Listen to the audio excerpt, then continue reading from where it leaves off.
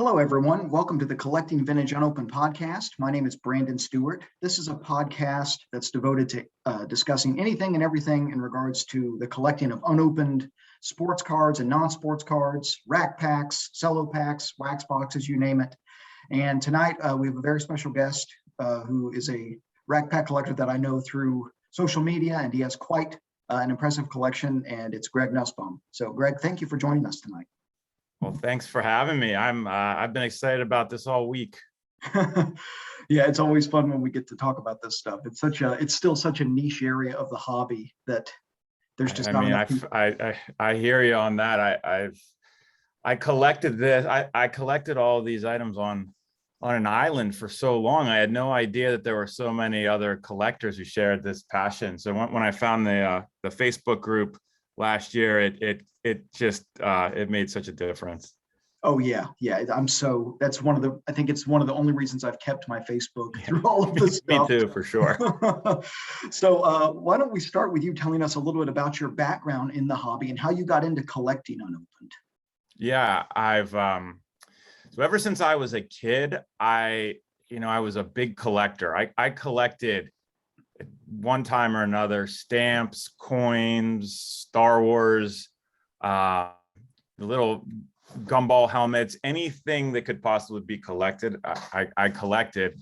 I didn't get into cards till later in my childhood, probably when I was 12 or 13, basically the wrong time, the 80s, 1988 and 1989, I started getting into collecting like a lot of people.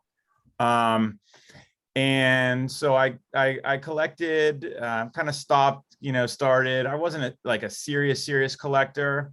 I think it was really the advent of eBay that got me I'm into collecting, right at the turn of the century, like right around the year 2000.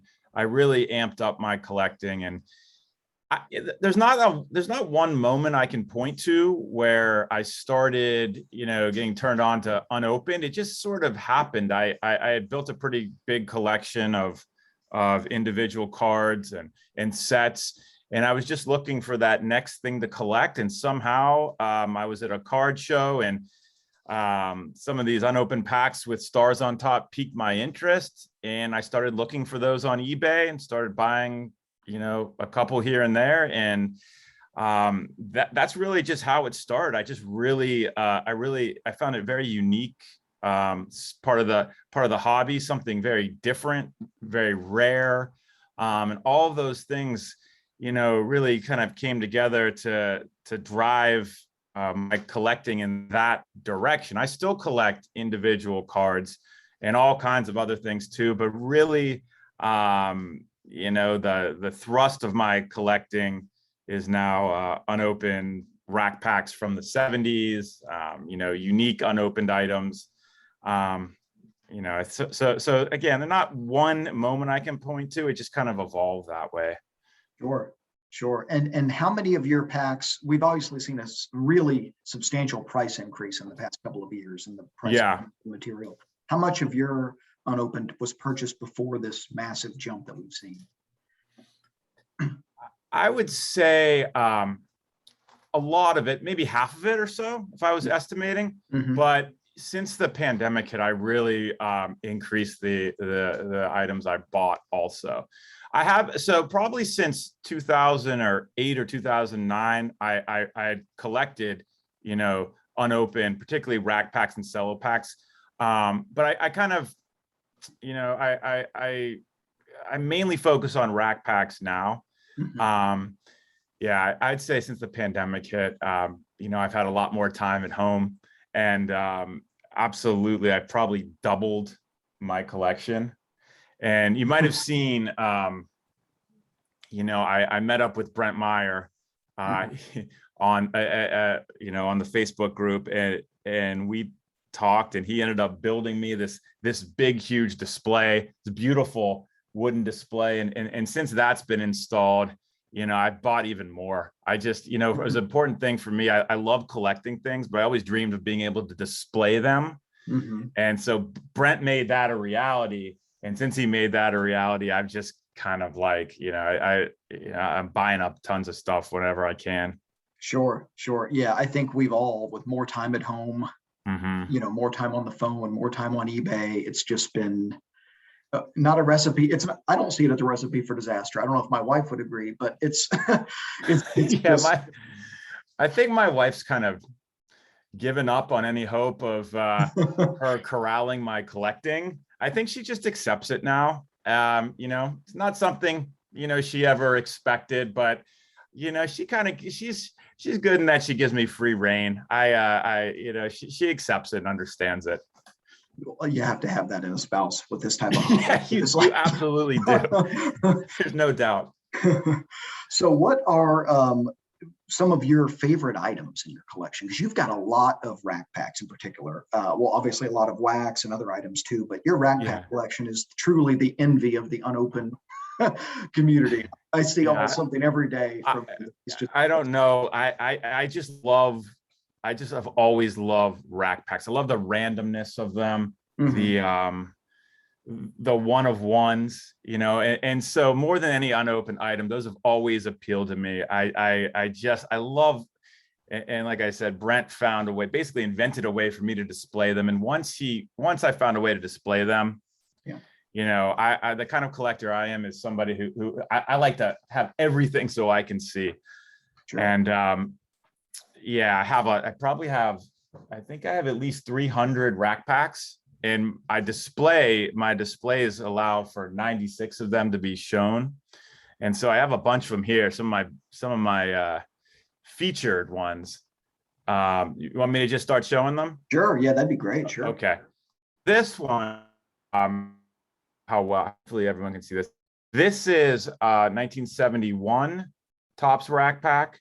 Wow. It has a P and Simmons rookie on top. Wow. This is definitely one of my top rack packs, and 1971 are in particular.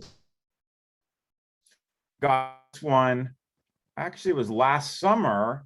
Is I met a fellow on eBay and we just started talking, and we were talking about one of his items that was up for auction, and he mentioned in passing, by the way, I have this huge collection of rack packs that, he was an older gentleman. He didn't want, he wanted to move these. And so one thing led to another. His kids didn't want them. And so I was the lucky beneficiary of that conversation. And he ended up selling me, his whole collection, which had some absolute gems in it. Wow. And this was one of them. Yeah, that is a beautiful pack. So for those of you listening on Buzzsprout, it's a 71 Topps rack with Pete Rose and Ted Simmons rookie card on top. And it looks in great condition too. The header looks in great shape. Yeah, it is in great shape. And I've learned so much from all the experts on the Facebook group. And before I made any transactions, of course, I talked to Tim and Mike. What do you think? And they both point to the fact that this particular pack has the right punch on it. Sure. And the nice wide seams for this one. And not all the packs I got from this gentleman were ultimately authenticated. A couple of the big ones were not authenticated, but this was the prize of the group, and luckily this one was good. Sure. Well, was the 73 Schmidt, was that in this purchase? It was. Yeah. It was, and ultimately that one did not pass authentic, fortunately. That was a big blow. What was Steve's justification for? Steve said that was that he didn't like the look of some of the plastic. Apparently the collation checked out okay. It was a very rare I forget if it's a 5th or 6th series 1973 Topps rack pack. All the cards checked out, but he had a problem with one of the seams. And so I don't know, it didn't mean it was tampered with, but it was one of those instances where he just couldn't 100%, put his stamp of approval on it. And so, sure. And that was that. I've talked about that on this podcast some. Unless he's 110% sure, he does not wrap it. Right. And when you're in this hobby, you have to accept it. I know for me is, I do take chances sometimes, and you win some and you lose some, and that was not one of my wins. But overall, that collection I bought from that man was still a very good buy. Oh, absolutely. Yeah. Yeah. I mean, So so yeah, that is just a beautiful pack. yeah, Yeah. it's definitely one of my favorites. That's awesome. And 71 tops rack packs are very, very, very difficult to come by, especially ones with the yellow header. Sure. I see more often these 1971 rack packs that have another card as the header. Those are not, from what collectors tell me, those ones are nowhere near as in demand as the yellow header. Yeah. Well, it's just so much more aesthetically.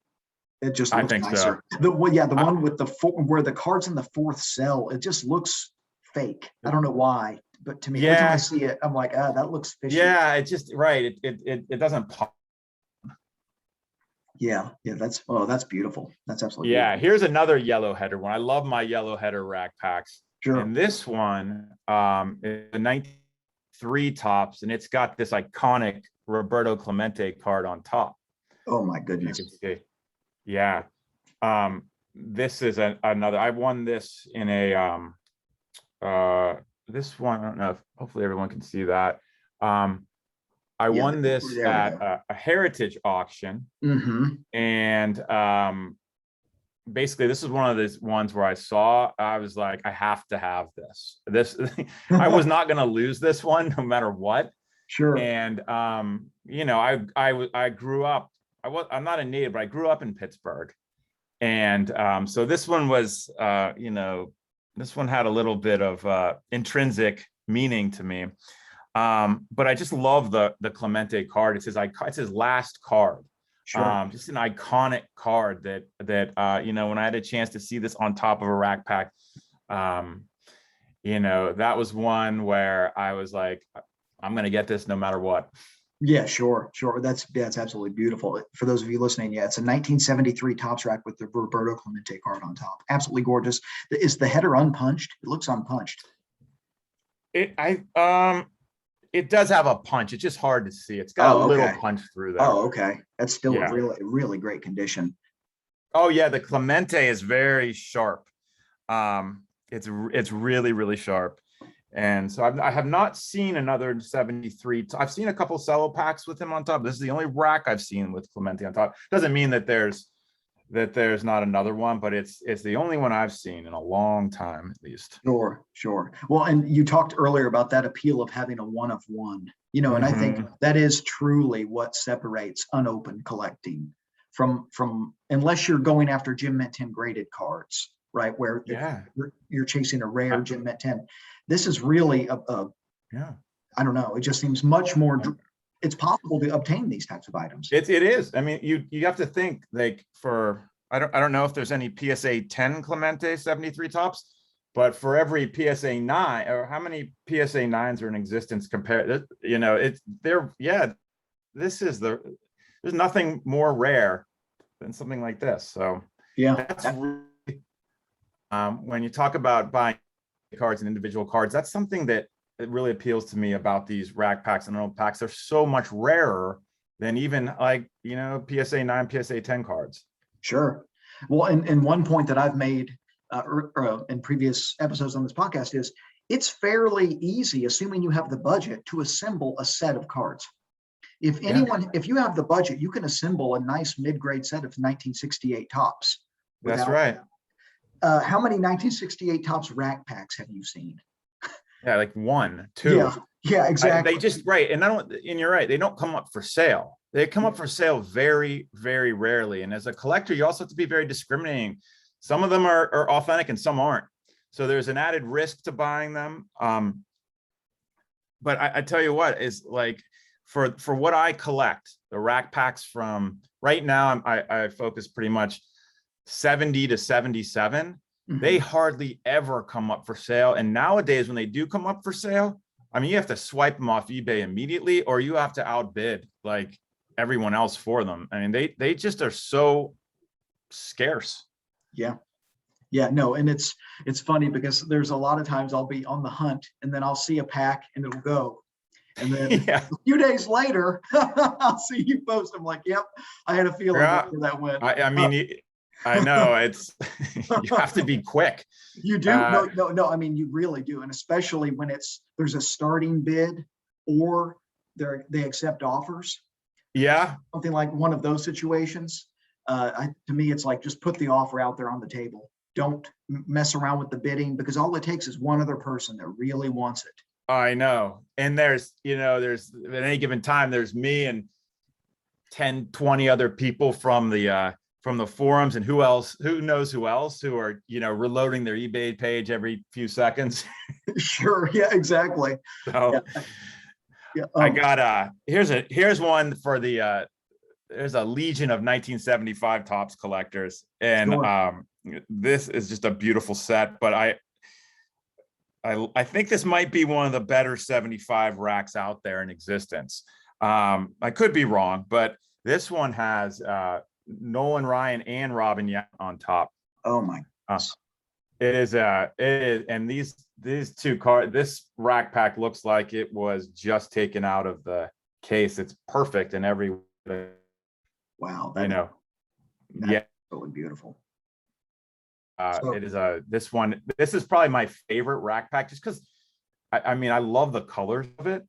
Sure. I just love, sometimes, I don't know what it is. It's just the color combination looks really good together on this one. Yeah. And of course, having the Yount rookie and the Nolan Ryan. And this is a very early eBay purchase. I got this one many years ago. And even something like this 15 years ago, I mean, it was a few $100, and that's it. That's so I got lucky on this one. I bought this one actually at the same time I bought a 1975 Topps mini rack that had George Brett and Robin Yount on top. At the time, I thought I was the luckiest person alive, and for many years that was the prize of my collection. And then I posted it to the collector's board the first time I discovered that, and like bubble burst. Like 6 or 7 people were like, nope, it's not, that is no good. That killed me. Well, and that's something that we have to learn about as rack pack collectors, right? We have to learn collation, because you can get burned, and some years have collation irregularities, which throws an even bigger kink into, you take the sometimes if they're not wrapped. I mean, I'm still learning a lot. I've come a long way over the years, but usually I'm still looking for advice when I'm buying some of these bigger rack packs. And in the times that I go against that advice, which I have, usually I get burned. So it's a good one I put up today, had some doubters, and it's good to listen to the experts. They know what they're talking about. Is it okay? Do you mind sharing a little bit of information about that pack that you shared today? What pack did you post about today? You want me to get it? I have it right here. If you right want, back here. Yeah, okay. It's really cool.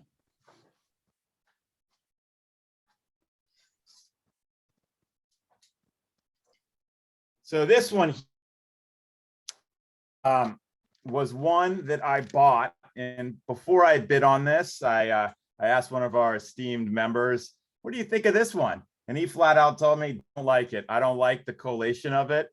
I'm not bidding on it. And,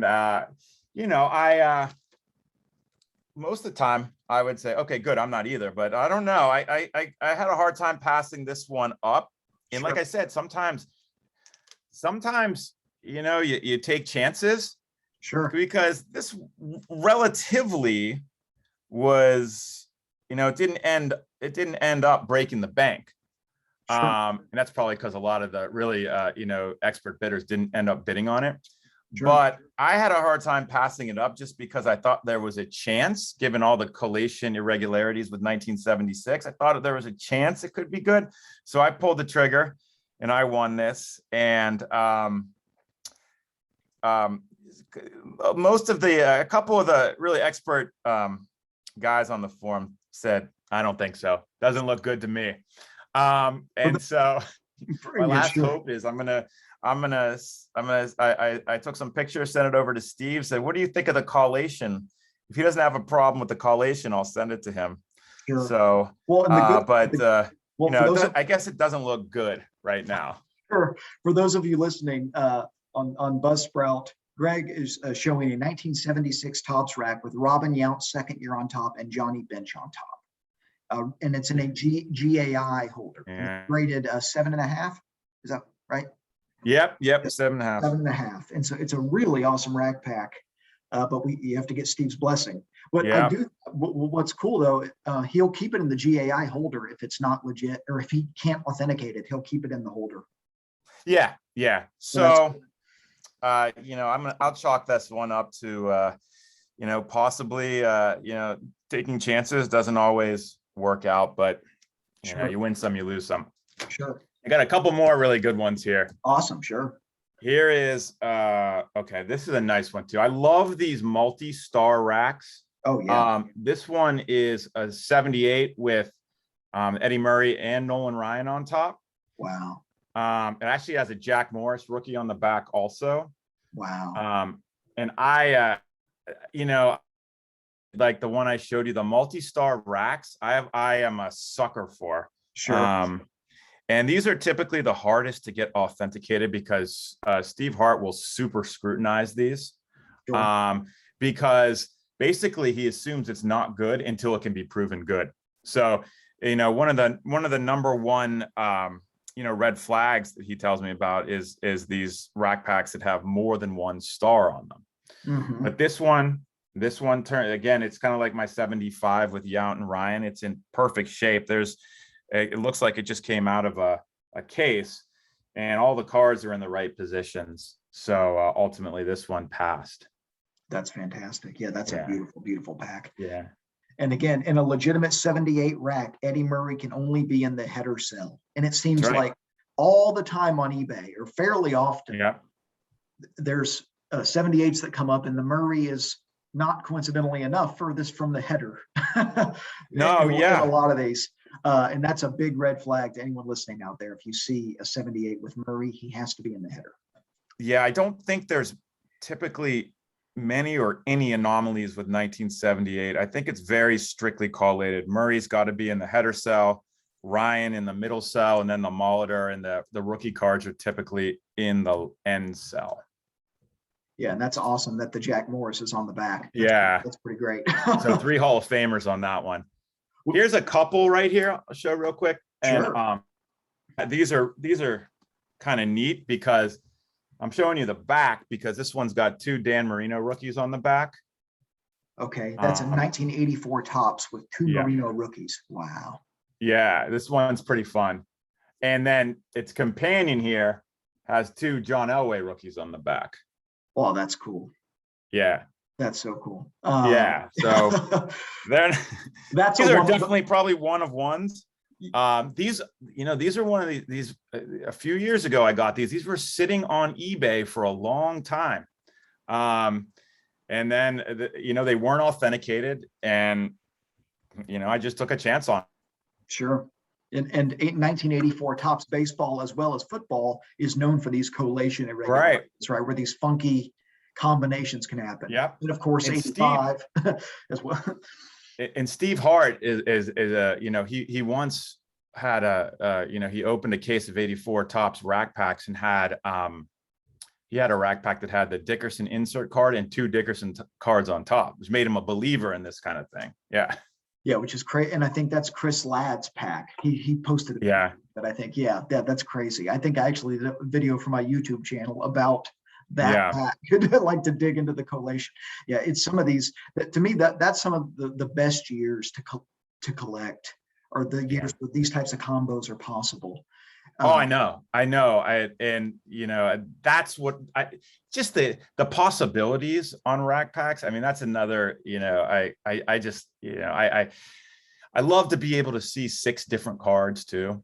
Sure. And so, so I just love rack packs. I don't collect cellos as much. I do have a small collection of cellos, but I really prefer racks these days. And I think I've read somewhere that might have been on one of the forums that you were pushing away against collecting cellos because of concerns with authenticity. Was that true? that was everybody's probably familiar with the whole cello unopened scandal that happened way back when, that really played out on the the collectors forums. Sure. And a lot of the cellos I had were ended up being like 75 top cellos with George Brett on top, or 79 top cellos with Ozzie Smith on top, that we know today are probably not legitimate due to the way that the cello packs were collated. So I just had a lot of these that I had bought over the years that looked perfect, that ended up not being good, and that discouraged me away from cellos. And I sort of took on the mindset that, well, I know this can happen in rack packs also, but I feel like rack packs are less. I feel like it was more difficult to tamper with rack packs. That may or may not true. That's just my feeling. So I felt better collecting rack packs, because even today, PSA, there's lots of PSA slab cello packs that we wouldn't be slab today, but they're out there. Mhm. And then there's a lot probably that are slab that are thought to be authentic that might not be either, from especially from 75, 76, 77. So I don't know. For me, that was just easy way to transition pretty much totally into rack packs, just because, reading through the forums, just the sheer number of cellos that were being, tampered with, Sure. Drove me away. Well, and the fact that those cellos got by Steve, the guy that did them, that's notorious in the unopened community, was so good that, I mean, it's a major, it's without confidence in purchasing the item. I've stayed away from cellos due to similar concerns. Yeah. And I just like the fact that I could see more, like you said, 6 cards is a lot better than seeing 2 cards. Yep. Exactly.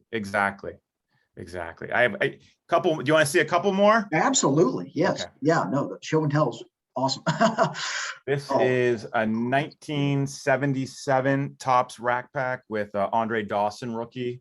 Wow. Right in the middle. That is gorgeous. And I just love Andre Dawson. And so this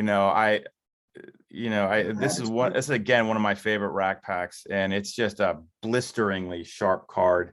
So one of my favorites for sure. Oh, that is absolutely gorgeous. That's probably you and I did a trade recently, so I could get another 77. 77 is the first set I put together as a teenager. Yeah. And so it's very near and dear to my heart. So that's been my chase here lately. But yeah, that's a beautiful pack. I love the 77 racks too. I love anything from 1970 to 77. That's where I'm trying to stock up on my 1976 racks. Mm-hmm. I'm pretty well stocked. 73, 74, 75, and 77, getting there in 76. But that's the year I need. I'm trying to stock up a little bit more on. It probably drove me to take a chance on that other rack too. Oh, sure. Well, and 77 seems to be where the real rarity starts for whatever reason. Yes. Yeah. There's a big drop off between 77 and 78. I mean, literally, a rack pack from 1977 with no stars on top. Now you're lucky to get that for under $800. Really, that's where they start in price. Whereas and that's where the huge drop off is. In 1978, you can still get those for even less than $200 on eBay. So there seems to be a big change in supply and demand from 77 to 78. Yes. Yeah, for sure. Yeah. And there's so much 78 and 79 out there, not just racks, but wax, cellos. I mean, not to discourage people from collecting that stuff. It's still awesome. It's just, the rarity is really what appeals to a lot of us, I think, in this community. No, absolutely. And speaking of the 70s and 76, I thought I'd show you this one. This is probably seen these fun. These are so underrated in my opinion. These fun packs. I love these things. Oh, that's cool. And this one is all the way. I don't know if they made them earlier than this, but this has 5 1976 Topps football packs in it. Oh, wow. And then 2 1976, 77 basketball packs, and a whole bunch of like non-sports packs. I'm not too concerned about those, but it's those 76 tops football with a potential Peyton rookie in them. Oh, And that's so, awesome. and And I got another one of these. And this is from 81. This is a 1981. But the cool thing about this is it's got a 10 wax packs from I guess it's the 81-82 basketball year. Sure. Or is it the 80-80? Whatever is the year after the Magic. Let's see, I can see. Oh, yeah, 81-82. But it has the Montana cello coming right through. So you might be able to see that. Yeah, so through the front there's a 81 Topps football cello with Joe Montana's on top. That is insane. Yeah, no. Wow. Can you believe this? I love this. Again, these are all eBay, all eBay buys. Okay. Wow. So I buy I still think most of what I buy is on eBay. Sure. But I've really started buying from the houses a lot and from our Facebook forum.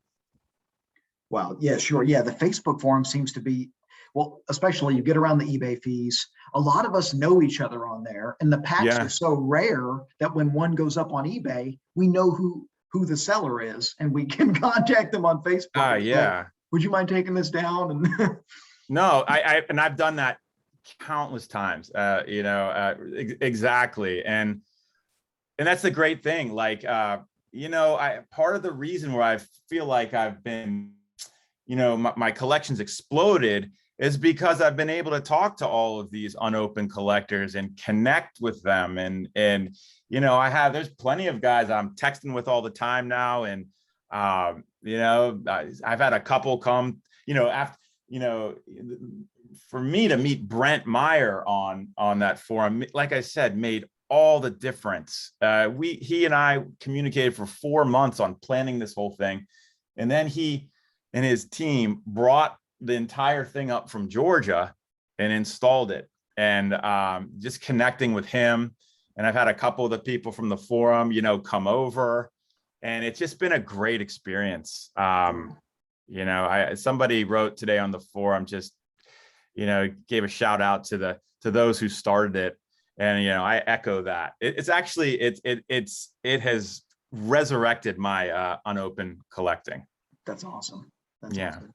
And Brent is the Nolan Ryan super collector. This guy collects anything and everything Nolan Ryan unopened. So he's absolutely. So he's,